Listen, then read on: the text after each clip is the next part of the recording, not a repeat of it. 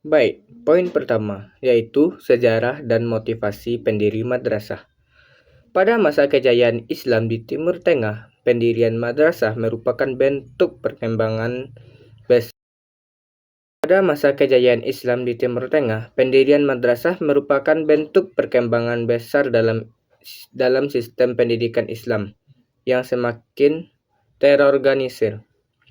Madrasah muncul sebagai lembaga pendidikan formal yang tidak hanya berfungsi sebagai tempat belajar agama, tetapi juga sebagai pusat pembinaan intelektual. Kemunculan madrasah dilatar belakangi oleh kebutuhan umat Islam terhadap sistem pendidikan yang lebih terstruktur dibanding halaqah, yaitu kajian, di masjid yang sebelumnya bersifat tradisional dan belum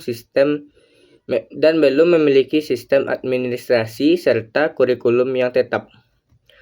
Motivasi utama pendirian madrasah pada masa itu adalah untuk memperkuat pemahaman ajaran Islam, terutama dalam bidang fikih,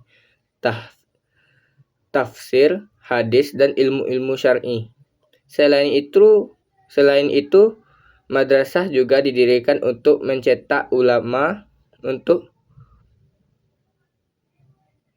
yang mampu menjadi pemimpin masyarakat serta penjaga ajaran Islam.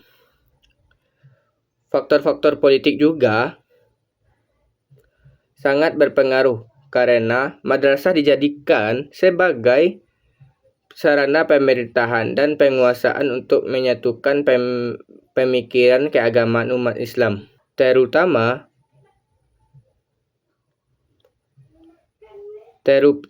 pada dinasti Saljuk. Dinasti Saljuk, pendirian madrasah Nizamiyah.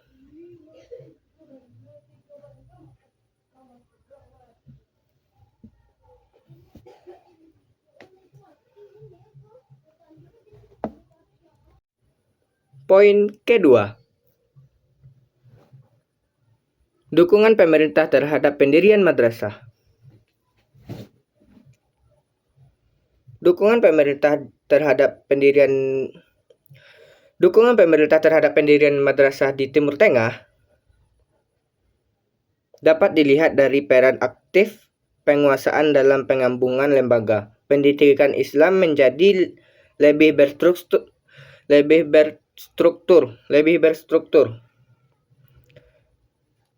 Lembaga pendidikan Islam lebih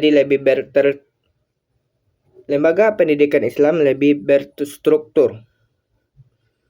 Pada awalnya, pendidikan Islam berlangsung secara non-formal di masjid atau halaqah. Namun, seiring waktu, pemerintahan mulai mendorong lahirnya madrasah sebagai lembaga pendidikan yang lebih sistematis dan terorganisir. Dan pemerintah memberikan dukungan dalam berbagai bentuk seperti penyediaan fasilitas, memberikan perlindungan hukum,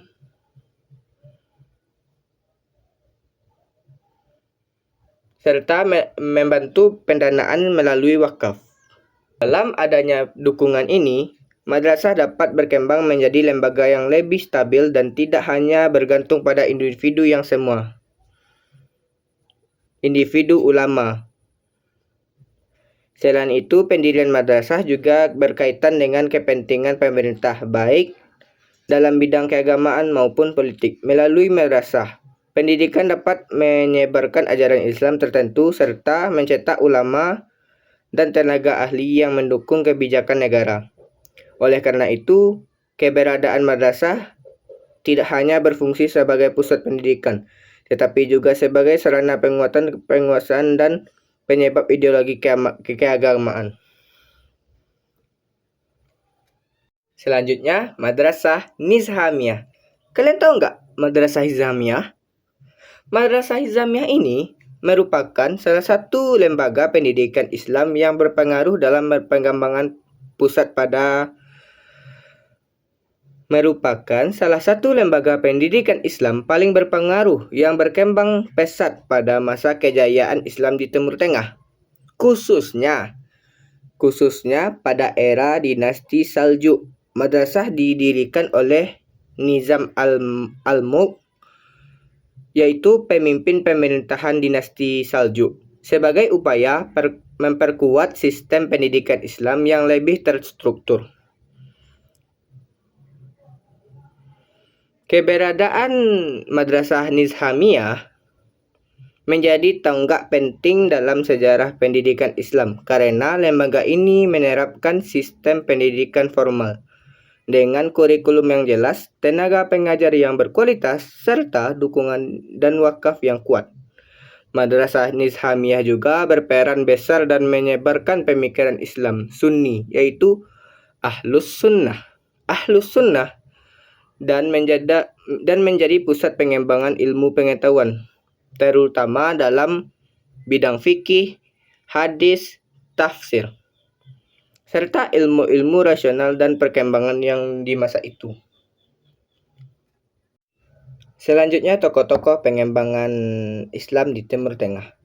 Tokoh-tokoh ini sangat berpengaruh di Islam, karena tokoh ini yang mengajarkan cara-cara ilmu-ilmu yang telah kita pelajari hari ini, seperti fikih, tauhid, dan hadis-hadis itu.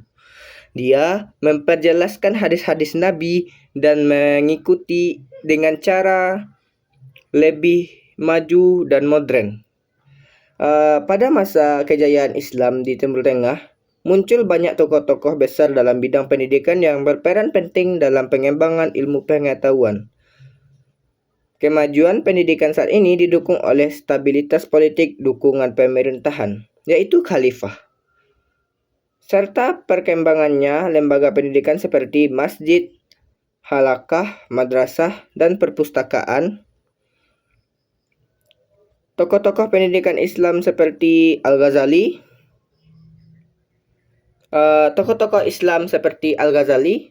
menekankan keseimbangan antara ilmu, agama, dan akal.